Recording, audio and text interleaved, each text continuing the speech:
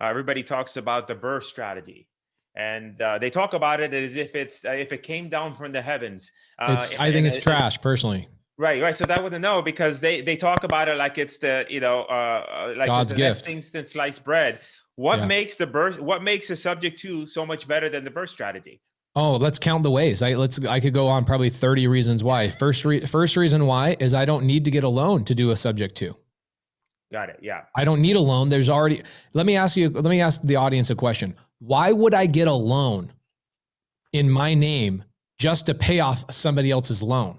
The only people that make money in that transaction are lenders. Are the banks. So why would I get a loan to pay off another loan? It's dumb. So why not just go and take over somebody's existing mortgage? So no loan, which then goes into reason number 2. I don't need to have credit. It's so funny. People ask me like, hey, what's your credit score? I go, I don't know. I haven't looked in 3 years.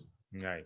I don't need to know. I just bought my own personal residence. We just bought a $3 million home. I bought a $3 million home on creative finance. I didn't even use my own credit one time, right? I don't use my own credit.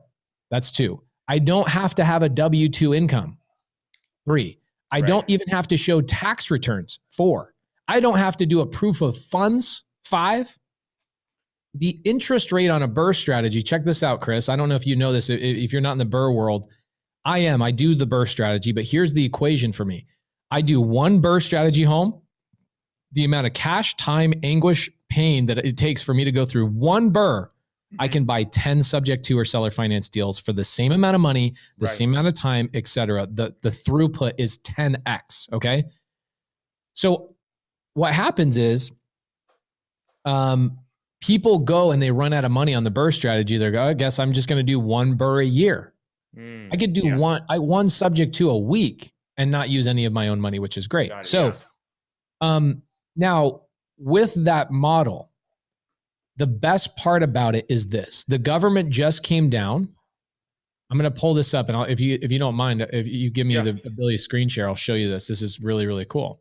The government just came down, and without letting any of the lenders know, the government just came in and added a 2%, and I'll share this with you. It's very cool. I'm pulling it up. Sorry about this. So this is my buddy, Brian Gething, top 1% lenders in the nation. Brian Gething, look him up. He's amazing. In this mortgage report, it talks about how they're adding a 2% fee to any secondary home or rental property, or a 2% higher interest rate.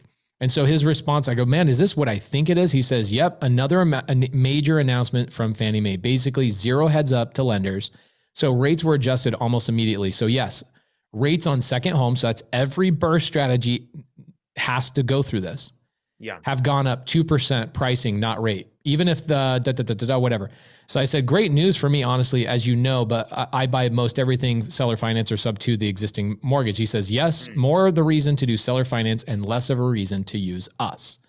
That's another major thing. The government's going to continually to charge more and more money for these loans and these processing fees and all that kind of stuff. So why would I go down that road? Now, here's another major reason why. The average person that goes and gets a BRRRR loan, right? So they're getting a hard money loan. We all know the BRRRR strategy. We hear it all the time on Bigger Pockets. So I buy the home. How am I buying it? Hard money with interest only. Right. That sounds fun.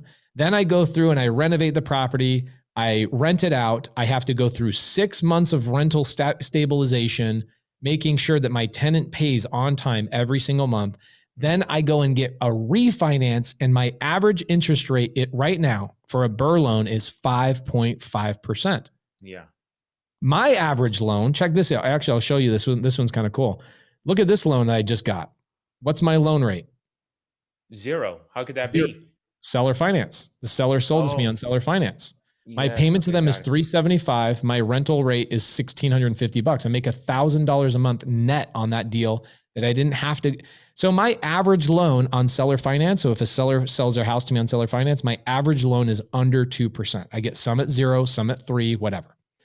On subject to, where I'm taking over an existing mortgage, my average rate right now is 3.25%, and it's already 7 years into the amortization schedule. I was just going to mention that, because one of the things I'm thinking about, if you're getting the BRRRR loan, you're starting from 0. But if you're getting the subject to, the seller's already gone through that period of time where they're paying mostly interest, and now you're coming in when it's chipping away at the principal already. So now the acceleration upon which you pay off that property, it's crazy. It's crazy. Yeah. It's crazy. And so I look at the people who are doing BRRRR, and they come to me and go, hey man, I'm out of money. Also my lender won't give me more loans, this, that, and the other. Guys, with subject to and seller finance, you can have as many houses as you want, and not a single one has been attached to your credit.